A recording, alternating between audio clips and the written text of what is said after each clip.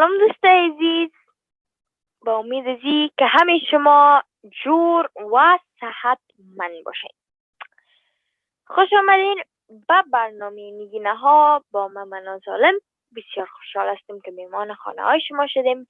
امشب شب دوشنبه مارچ 15. برنامه بسیار جالبه براتون آماده کردیم. راجع به دو موضوع جالب حرف میزنیم و در آخر برنامه براتون معنای رسمی اختی برنامه نگینها را میگم. بخش اول ما راجع به زیست که اگر ما ساجق قرد کنیم چی میشه در وجود ما، و دومش راجع به زیست که ما چطور میتونیم در کارهای خانه سم بگیریم که کلیپک جالب هم براتون تیار کنیم. به نام خداوند یکتا برنامه امروز آغاز میکنم. کدام وقت شنیدین دوستای عزیزم که اگر شما قرد کنین ساجقه تا 7 سال در معده‌تان میمونه و هضم نمیشه، و یا اگر شما ساجقه قرد کنین در معده‌تان یک درخت ساجق شکوفه میکنه. این گپ زیادتر به طفلا گفته میشه از خاطر که کلانا نمیخواین که طفلکا ساجقه قرد کنن که اقدر کار خوب نیست. خب. اول راجع به تاریخ ساجق یک کم باید یاد بگیریم که از چی جور میشه که بعد از او بفهمیم که آیا ای از وجود ما میبرایه یا خیر، آیا در شکم ما و در معده ما میمونه به 7 سال یا خیر. ساجق قسمی که میفهمین ارنوه شکلش است، ارنوه طعمش است، ارنوه رنگش است. در روزهای آخر میبینیم که از ارنوه میوه است و از ناناس و بعضی چیزای دیگه. ما زیادتر از 5500 سال میشه که ساجق میجاییم و این گپ چطور ثابت شد؟ این گپ وقت ثابت شد که در مملکت فنلند یک ساجق که زیادتر از 5500 الی 6000 سال ازش طی شده بود در یک درخت پیدا شده بود و او ساجق بخیالم که در یک موزیم هم جای داره که برای ما ثابت میکنه که ساجق زیاد سال است که ما میجویم. زیاد سالا پیش گروه های مثل مایان ها یک قسم ساجق میجویدن به نام چق که از چی جور میشد؟ از شیره درخت چنار که در انگلیسی میگن birch bark tree. و زیاد سالا پیش دینمی وقت یونانی ها یک قسم ساجق می جویدن که از درخت مستک بود. من زیاد کوشش کردم تا که نام از این درخت در دری پیدا کنم، اما متاسفانه که پیدا نشد و فقط ایرانی پیدا شد. لسان فارسی اونا ترجمهش اونا مقسم بود و اگه من حالا براتون بگویم متاسفانه در دری ما نداریم یک دیکشنری آنلاین و که برای ما چیزای انگلیسی را در دری ترجمه کنم و من خواهش میکنم از بزرگای ما و شخصایی که در لسان ما بسیار پیش هستن و بسیار مثلا دکترات دارن و زیاد درس خواندن در انگلیسی که ما را کمک کنن تا که ما بتونیم که چیزایی که در انگلیسی است در دری هم بفهمیم. خنده‌دار است گپای ایرانی، از او خاطر نمیگم، اما مستکم یعنی مثل یک چیز میجویدن که بخیالم درختش سیاه و سفید است، اما تا یک رنگ داره درخت برای ها.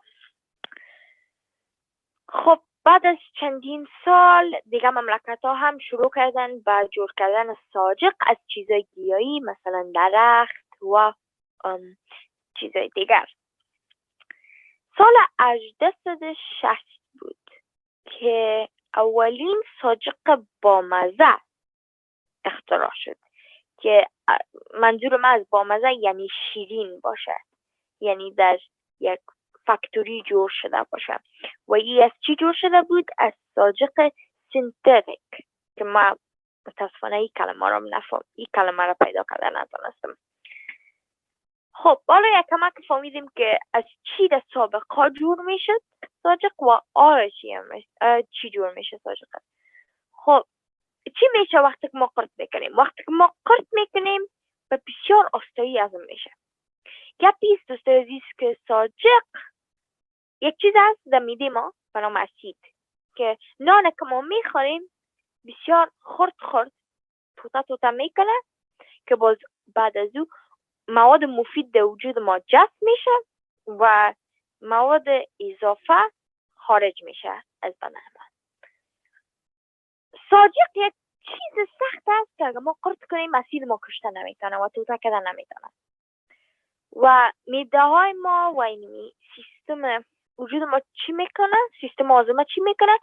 اینمی توتی ساجق هم مثل توتای نان دیگه واره همش رویه میکنه و بعد از چند روز آخر خارج میشه ساجق از بدنتان. تشویش نکنین، افسال در شکم تا نمیمانه، در میدی تا نمیمانه، اما شاید یک کمک وقت در بر بگیره و بعد از 2 الی 3 روز شما شاید که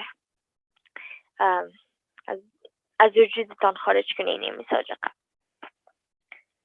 What happens when we swallow gum? Have you ever heard the myth that if you swallow gum, it stays in your stomach for 7 years?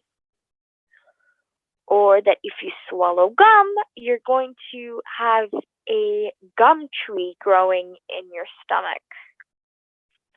This myth is usually told to kids so that they don't swallow gum. And it's usually told by adults. And I'm here to tell you, is this true or not? We first need to learn a little bit about the history of gum. As you all know, gum comes in different flavors, different colors, and different shapes. There are many types of fruit flavored gums and other things like mint. People have been chewing gum for more than 5,500 years. And how was this proved? This was proved when in Finland, a 5,500-year-old to 6,000-year-old gum was found on a birch bark tree. And this shows to us that people have been chewing gum for more than these many years. It was found in Finland, and I believe that it's in a museum. Long ago, the ancient civilizations and groups like the Mayans chewed gum called chick, made from the latex sap of a birch bark tree. And during that time, long ago, the ancient Greeks chewed a gum that came from the resin of the mastic tree. And unfortunately, I could not find this word in Daddy because there isn't a Daddy to English or English to Daddy dictionary. And I call all of my fellow Afghans who have studied very hard in the English language and have gotten things like doctorates and etc., who know a lot about the English language and the Daddy language to try to make a dictionary like this. I found this word in Farsi, and I'm talking about the Farsi of Iranians, and honestly, if I say the word, it's kind of funny to hear because the definition in our language is a little bit different. So, other cultures started developing and creating these type of gums, and they were from plants and trees and stuff like that. It was 1860 when the first flavored gum made an appearance on shelves and was invented. And it was made from synthetic gum. And what I mean by flavored gum, I mean a sweet gum with all types of preservatives and made in a factory, which is basically the gum we chew today. Now, we learned about what gum was made of, what it's made out of now, and now what happens to this myth? The gum is digested and does not stay in our stomach for long. However, let me tell you a little bit of science, okay? Our stomach has something called acid, which it takes the food that we eat, it breaks it up into tiny, tiny pieces, and it digests the nutrients and the things that our body needs, but let's go of the things it doesn't. Now, gum is a thing that cannot be dissolved by the acid. It is so hard. No matter how hard the acid tries and no matter how much stomach acid you have, it will not be digested. And it will be treated like any other type of food. It will leave your body after a couple of days. However, it's going to take a little bit of time. So, you will most likely not have that gum in your tummy for more than 3 to 4 days. It usually takes around 2 to 3 days though. حالا دوستای عزیز یک وقفه کوتاه میگیریم، یک کلیپک جالب میبینیم و برمیگردیم. الله کمرکم کل روز من بیچاره در کار هستم، در کار کردن مصروف هستم. باید از برای اولادان نان پخته کنم، خانه را پاک کنم، می کار کنم، کارشویی کنم. حالا بس از بابا، ما انسان هستم.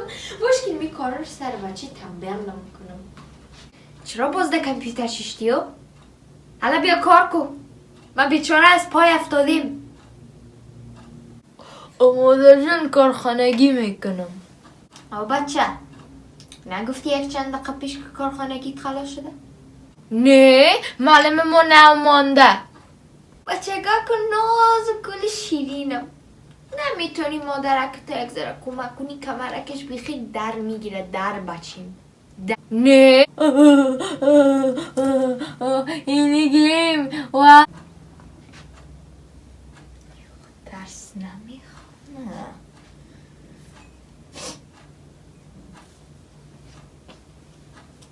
ای بچگه کلاودیم مادر جان دقارده کل روز خانه هستم، درس میخوانم، میخوایم گیم بزنم. حال من خود بچه هستم، دخترها باید کار کنن. تو خود زن خانه هستی نه؟ بچه این فرق نمیکنه که تو بچه هستی تو یا دختر. اولادم هستی، من مادرت هستم. من میگم تا الا بیا مرا کمک کن. تو خود درس نمیخوانی، تو خود گیم میزنی بچیم. دفعه پیش برآمدی تا 12-1 بجه شو ده بیرو بودی. حالا چی باید میکنی؟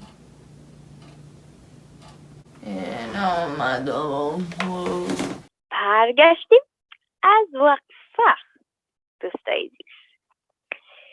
این کلیپ خوش درآمد یا خیر برتان آشنا بود این قسم صحنه در خانه تان یا خیر؟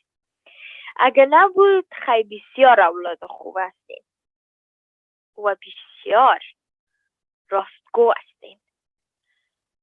اما اگر بود باید از یک کمه تغییرات بیارین در کارهایی که میکنین. این بخش ما راجبزی است که ما چطور میتونیم در کارهای خانه سم بگیریم. در وقتای کرونایی بسیار خوب میشه که ما یاد بگیریم چه قسم کارهای خانه را انجام بدیم و چطور از خانه خود مواظبت کنیم با کمک والدین خود. حالا بهتون میگم که شما چطور میتونین در کارهای خانه سم بگیرید. اولش شما میتونین که پاک کنین خانه خود و اتاق خود و جمع کنین اتاقتانه. و در مجموع جمع کردن و پاک کردن خانه هم یک کار خوب است که میتونین امروی مادرها و پدرایتون کمک کنین. دومش ببخشید یاد گرفتن لباس شستن و اتو کردن. این شما را کمک میکنه تا که یاد داشته باشین چطور وقتی که مثلا کالایتان چتل باشه و مادرتان مصروف باشه بتونین که کالای خود پاک بپوشین و آماده باشه تا که بپوشین.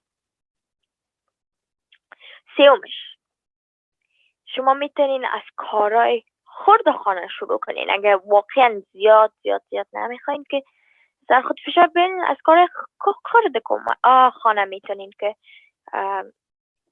شروع کنین.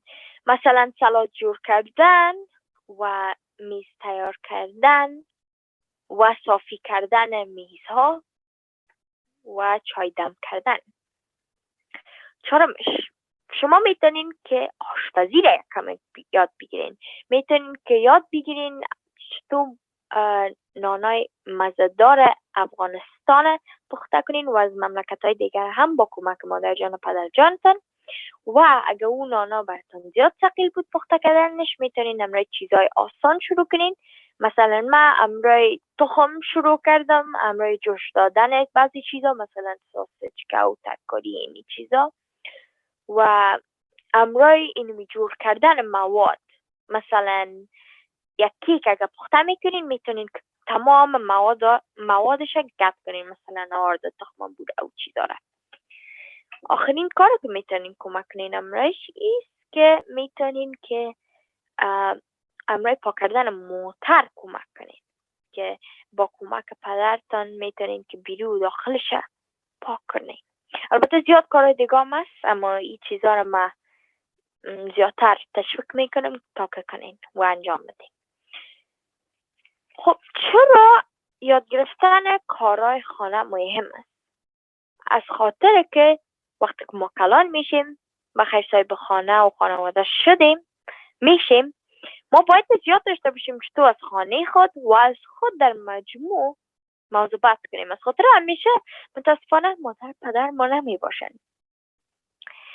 یک گپ باید بفهمیم که تحصیل بهترین و مهمترین چیز زندگی نیست. البته زیاد رول کلان داره اگر ما فهمیده باشیم، درس خود بخوانیم، کار خوب داشته باشیم، که تحصیل کردن، مثلا رفتن به مکتب و پنسیون چیزهای دیگه بسیار بسیار مهم است. ما میبینیم که من زیاد تشویقتان میکنم به این کار، اما وقتی که تمام پیسه را داشته باشین شما و از خود نتونین که نگهداری کنین و از نمیتونین که از خانه تان متوجهش باشین، چی فایده قدر پیسه؟ البته وقتی که مادر و پدرای ما هستن، ما باید از هم احترامشان کنیم و باید از کمکشان کنیم. اگر شما پخته کردن یاد نداشته باشین، وقتی که شما کلان شدین مجبور میشین که یا یک آشپز هایر کنین که بخواین شکر و هر وقت روزتان نان پخته کنه برتان، یا باید هر وقت نانتان در رستوران بخورین که بسیار خراب است، هم برای اقتصادتان و هم برای صحتتان بسیار نقص میکنه به وجود ما. و هم شاید از غذای یخزدگی استفاده کنین که غذای یخزدگی هم شاید یک ذره بی‌مزه می باشن و قیمت هم می باشن، برای اقتصادتان خوب نیست. و من راستش بگویم دوستای عزیز، نان و یخزده بسیار خراب است. من یک دفعه در خاطر که زیاد دلم شده بود سمبوسه خوب و متاسفانه بسیار اونمو روز مصروف بودیم.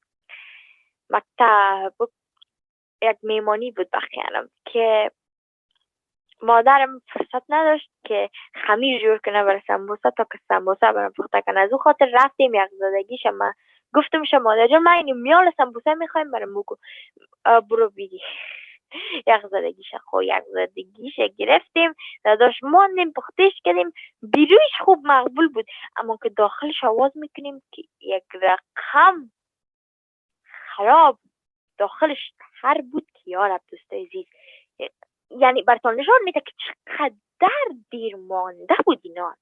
این سمبوسگکا داخلش حتی یخزده بود، هیچ بیخی گاربچ واره بود، هیچ نخوردیم و گاربچش کنیم. اگر شما یک روز مثلا مصروف باشین در کار، البته این برای آینده‌تان است، یا در مجموع عالم اگر زیاد مصروف باشین، خیر است یک وقت از رستوران تا بخورین. و تشویق هم میکنم که رستوران‌های افغان‌های عزیز ما را حمایت کنین و کمکشان کنین، بخرین ازشان قسم نانا، از خاطر واقعا نانای مزه‌دار دارن، اما همیشه نی که براتون نقص میکنن. اگر شما لباس شستن یاد نداشته باشین، مجبور میشید که هر روز به درای کلینینگ برین که برای اقتصادتان هم خوب نیست و در مجموع اگر شما ناق پیسه را مصرف کنین سر چیزایی که خودتان میتونین کنین، این بر اقتصادتان هم خوب نیست. و اگر شما پاکاری خانه را یاد نداشته باشین و نمیفهمین که چه قسم از خانهتان مواظبت کنین، مجبور میشین که یک کس را بخواین تا که خانهتان پاک کنه براتان، که البته اگر زیاد وقت نداشته باشین یا به حد بی اندازه پولدار باشین خیر است، اما در مجموع براتون خوب نیست، از خاطر که شما شاید بخش صاحب اولاد شوین و اگر شما واره یاد نتین آینده از وام خراب است. کل از این چیزا راجع به خانه ماست و اگر ما از خانه خود در مجموع و از خود نتونیم مواظبت کنیم، برای اقتصاد ما در آینده خوب نمی باشه و برای خود ما خوب نمی باشه. Did you guys like the clip I just showed you? Was it familiar? Was it not? If it was not familiar, then you are an excellent child and you are doing great. You are keeping your parents nice and happy and you are not lying and you are very honest. However, if it was familiar to you, then my friend, you need to change things up a bit. We're going to talk about how we can participate in finishing up the chores of the house and learning how to do chores of the house. I'm going to share with you some ways that you can help with chores. First, you can help by cleaning your room and organizing your room. This is very good for you because you will learn how to take care of yourself. Also, you can learn how to clean the house in general. For example, the windows and stuff like that. The second thing you can do is learn how to do the laundry and how to iron clothes. And this is great for when you have dirty clothes, your mom's busy or whoever's in your house is busy and your clothes are really dirty and it's an emergency. You can immediately wash it and they'll be nice and clean. And this will help you learn how to take care of yourself as well. You can start with itsy bitsy chores, things that are not that hard to do if you really don't want to take a big leap in the beginning. Baby steps. For example, preparing salad for dinner, preparing the table, making tea, and just cleaning the tables. Not with like the spray, just with the brush or something. You can learn how to cook many delicious foods, especially yummy Afghan foods, and you can do so with the help of your mom and dad.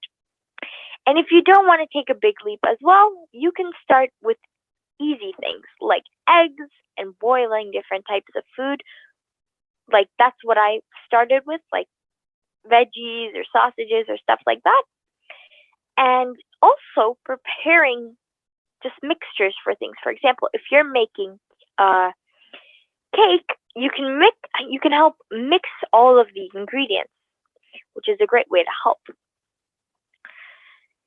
The final thing that I'm going to tell you that you can do is you can help your parents clean your car. You can help with the outside and the inside, and this is great for you, especially for when you grow up.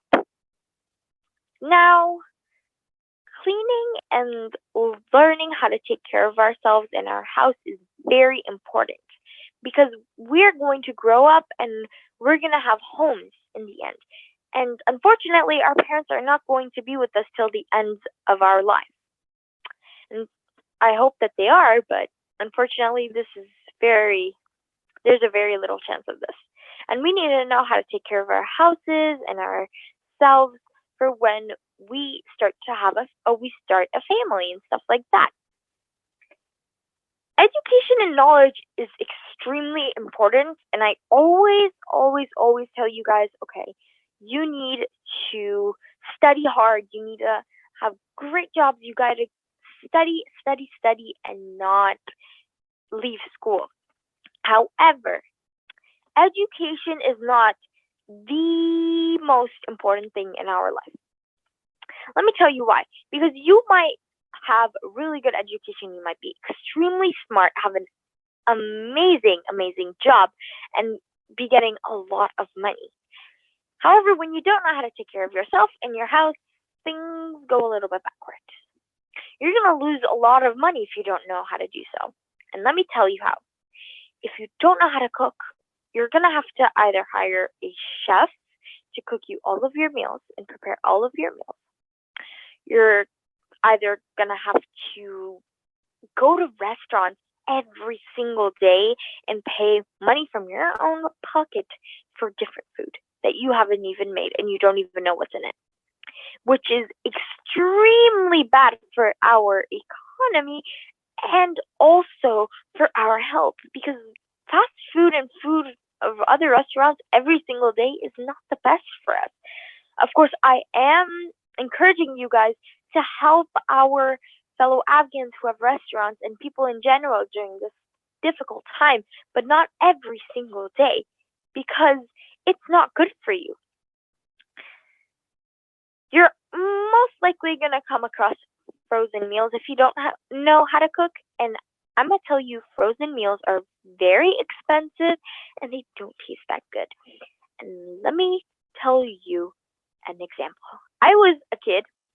We had a family gathering long ago before COVID. And I really wanted samosas. And my mom was busy and I'm like, Mom, I want samosas now. She didn't have the time to prepare the dough for the samosas, so we just went to the grocery store. And I saw frozen samosas and I'm like, Mom, we're going to buy this. She didn't really want to buy it because she wanted to get some from like a restaurant or something. And I'm like, Mom, we're going to make them now, because as a kid, I loved cooking. So we buy the samosas, we cook them in the oven, I think, or was it frying? I think it was the oven. And the outside is beautiful, golden and crispy, but when I open it, the inside is disgusting. It is so damp and wet and ugh. And this proves to me and my mother that frozen food stays in the freezer for way too long and it's probably expired. They're probably just changing the expiry date every now and then. So I encourage you guys, don't get frozen food. If you guys are busy when you grow up, or even now, it's fine to have some food from restaurants and fast food and frozen meals, especially when you're in a hurry and you want to get things done and you want to also be nourished, but not every single day. If you don't know how to wash your clothes and iron, you're probably going to have to go to a dry cleaner. And it is not good for your money. And also, just in general, if you don't know how to clean your clothes, it's not the greatest for you. Because in the end, you might have children and you might not know how to wash your clothes, and you're going to have to teach your children how to go to the dry cleaning. Instead, you could just wash it at home. Of course, if you're busy, it's fine, but not all the time. And if you don't know how to clean your house, you're going to have to hire a maid to clean your house, which honestly, if you don't know how to take care of yourself, that's not cool. So you got to learn how to clean your house. In the end, if we don't know how to take care of our house and ourselves and just the area around us, we are going to lose a lot of money. It's going to be terrible for our economy and ourselves. حالا دوستای عزیز بچه ها رسومی یافته برنامه نگینه رو نشان میدم و راجبش صحبت میکنیم. سالگرد مبارک باد، سالگرد مبارک باد. سالگرد کرونا بودی هفته که دیر شد. ما برای کرونا عزیز آرزوی بدبختی میکنم. نمیگم موفقیت، از خاطر نمیخوایم که کرونا سر ما زور شود، تمام دنیا را کرونا بگیره. بدبختی میگم که بخیر از این دنیا گم نیست شود. قسمی که میبینین دوستای عزیز، کرونای عزیز ما در دستش یک پوقانگک است، کلاه سال گرسته دستش، زبانک خود کشیده، تیکک از پیشرویش که بسیار مقبول است و یک تا یک سرشماست، توفگکایش هم اینجاست و ماسک خودم کشیده. اگر این دست همی خوشتان آمد لطفاً لایک کنین در صفحه اینستاگرام و فیسبوک ما. یعنی کرونا اینقدر دیر امرای ما بود، 12 ماه 366 روز. فکر کنین ما هنوز نتونستیم که کرونا را از بین ببریم، اما بخیر میتونیم با واکسینای خود، با ماسک پوشیدن خود، با ضد عفونی زدن دستای خود، با شستن دستا و در مجموع شستن خود بسیار میتونیم که کمک کنیم تا که کرونا بخیر از دنیا دور شود. البته در دستکاش هم میکروب است. فکر نکنین که دستکش هستی میکروب است سرخ آماده کلا گیره بیره در دست خود. اما نمیمانیمش از خاطر که کرونا را ما بخیر میبریم به جنگ. This is the drawing of the week and we're going to talk about it. Happy birthday to you. Happy birthday to you. This, as you can see, is the lovely corona. And last week, we unfortunately celebrated the 1-year anniversary and birthday of corona. It's been with us for a long time, 366 to that many days, and we still haven't been able to kill it. That's what sucks, man. But with our vaccines and our masks and putting hand sanitizer on our hands and washing our bodies and our hands, it's going to help a lot. As you can see, the friendly coronavirus is sitting in front of a cake, and the cake has one candle on it. And COVID has become 1 year old, and he's wearing a birthday hat, and it has a balloon, and there are presents, and it's taken off its mask. Oh no, its hands are filled with germs. Happy birthday, Corona. I wish you the absolute worst in your life. And what I mean by worst is not for everyone to get Corona, but for Corona to get out of our world forever. If you like this drawing, please like it on our Neginaha Instagram page and Facebook page. تشکر دوستای عزیز از کامنت های مقبولتان و لایک که میکنین، صفحه ما را فالو میکنین. بسیار سپاسگزار هستم از شما. تشکر از این که همراه ما یک جا بودین تا آخر برنامه. لطفاً برنامه نگینه ها را از دوشنبه شب ساعت 6 بجه از طریق تلویزیون جهانی امید 24 فراموش نکنین و فراموش نکنین که اگر مثلا تلویزیونتان صحیح کار نمیده، میتونین که از طریق وبسایت تلویزیون جهانی امید 24 tv24.com پروگرامای تلویزیون جهانی امید 24 را لایو ببینین و همیشه با ما یک جا باشین. خداحافظ.